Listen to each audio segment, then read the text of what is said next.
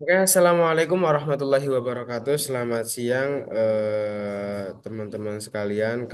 Sebelumnya perkenalkan saya Ahmad Sadran Rizky Maula dan rekan saya Abiram Huga Ramadan dan satu lagi rekan saya Delail yang kebetulan beliau belum bisa hadir. Selanjutnya juga pada kesempatan kali ini izinkan saya untuk mempresentasikan hasil dari kerja kelompok kami yang mana itu dari tugas mata kuliah komputer dan masyarakat dengan tema kejahatan komputer.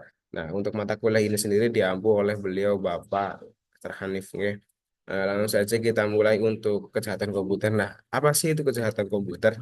Nah, kejahatan komputer sendiri itu didefinisikan sebagai tindakan yang mana bisa mempengaruhi kinerja komputer. Ya, itu di situ kita agar bisa mencegah, menanggulangi, dan menjaga hardware, program, dan segala jenis hal-hal yang berkaitan dengan komputer, internet, jaringan, dan lain sebagainya. Pokoknya segala hal macam dengan yang terkait dengan komputer tersebut ya. Jadi kegiatan-kegiatan yang mana bisa merusak gampangnya seperti itu.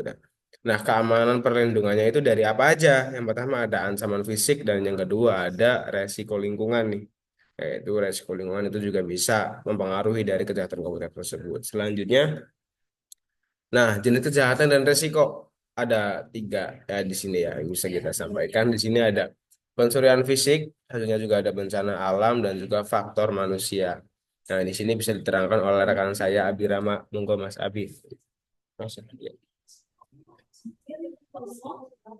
Dari sini saya akan menjelaskan jenis kejahatan dan risiko lingkungan. Eh, Pencurian fisik, yang pertama ada pencurian fisik. Pencurian fisik yaitu berupa perangkat seperti laptop, hard disk, dan perangkat penyimpanan lainnya dapat dicuri yang mengakibatkan hilangnya data. Terus lalu yang kedua, bencana alam. Bencana alam itu ada kebakaran, banjir, dan gempa bumi dapat menghancurkan infrastruktur dan data digital. Terus lalu yang ketiga ada faktor manusia. Faktor manusia ini ada dua jenis yang yaitu eksploitasi internal dan risiko finansial. Eksploitasi internal ya sering dilakukan oleh orang dalam yang menyalahgunakan akses terhadap informasi sensitif.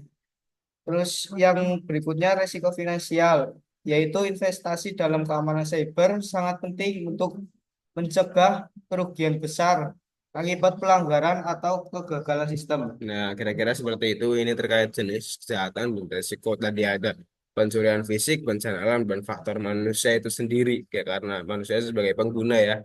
Dan juga ya begitulah banyak sekali jenis-jenis manusia yang memiliki niat banyak sekali niat yang ya begitulah. Selanjutnya langsung saja next.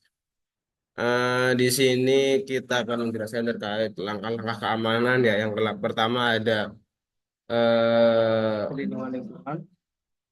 yang pertama ada perlindungan lingkungan dan yang kedua ada keamanan fisik. Nah, bisa yang pertama untuk perlindungan lingkungan itu bisa kita menggunakan pusat data yang dirancang agar bisa menangkal bencana yang begitu besar ya. Contoh gempa bumi, terus tahan api, tahan panas dan lain sebagainya. Ini ya bangunan-bangunan yang dimana itu sudah didesain untuk keamanan data tersebut agar tidak rusak. Selanjutnya ada kita bisa memasang sistem detektor asap, sensor suhu dan pasokan listrik cadangan itu untuk agar contoh Pak, listrik cadangan ya agar ketika misal nantinya mati lampu nanti bisa tetap data tersebut bisa tetap berjalan walaupun jadi bisa ada cadangan tenaga seperti itu ya. Selanjutnya untuk keamanan fisik ya.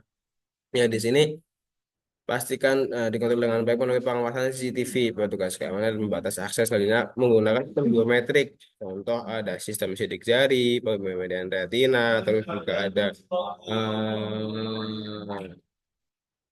dan lain sebagainya untuk kontrol area sensitif. Selanjutnya, ya, akhirnya ada pencadangan data atau backup data yang mana dilakukan secara rutin. Ya, seperti kemarin ya kita banyak marak kasus dari hacker-hacker ya yang mana itu mengambil data-data dari Indonesia dan nggak ada backup, pencurian data dan lain sebagainya. Kominfo terutama itu yang kemarin agak ramai ya, terkait KTP dan lain sebagainya itu benar-benar itu sih dari manusia sendiri karena ada hacking dan lain sebagainya. Tapi di sini konteksnya itu untuk pemulihan ketika ada bencana, seperti itu, bencana darurat, keadaan darurat, dan seperti tadi itu pencurian dan lain sebagainya, itu juga bisa dilakukan dengan cara backup data.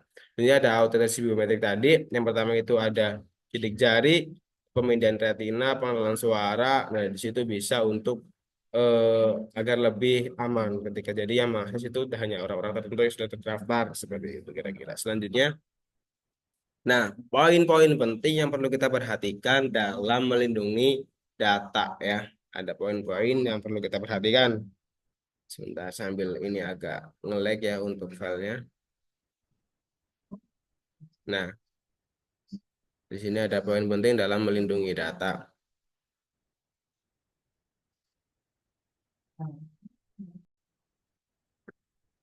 Ya, untuk selanjutnya ini ada poin penting dalam melindungi data ya. Ada banyak sekali poin-poin yang perlu kita perhatikan ketika kita melindungi data kita. Yang pertama itu bersiaplah untuk menghadapi ancaman. Jadi agar kita lebih bersiap-siap seperti tadi, backup data dan lain sebagainya, keamanan biometrik dan lain sebagainya. Nah, tetapkan langkah keamanan fisik dan detail yang kuat ya tadi, biometrik itu sendiri. Artinya ada aplikasi data rutin dan lain sebagainya. Jadi ada banyak sekali cara-cara agar kita bisa menanggulangi adanya kejahatan komputer ya, entah itu dari bencana alam maupun dari kegiatan manusia itu sendiri ya. Kurang lebihnya seperti itu untuk presentasi dari materi kejahatan komputer dari saya dan rekan saya Abi Rama dan Mas Dalail. Mengucapkan banyak-banyak terima kasih dan mohon maaf apabila dalam penyampaian masih banyak tutur kata yang kurang berkenan, kurang sesuai atau banyak kekeliruan kami dan saya dan rekan-rekan mohon maaf yang sebesar-besarnya, kurang lebihnya mohon maaf. Wassalamualaikum warahmatullahi wabarakatuh.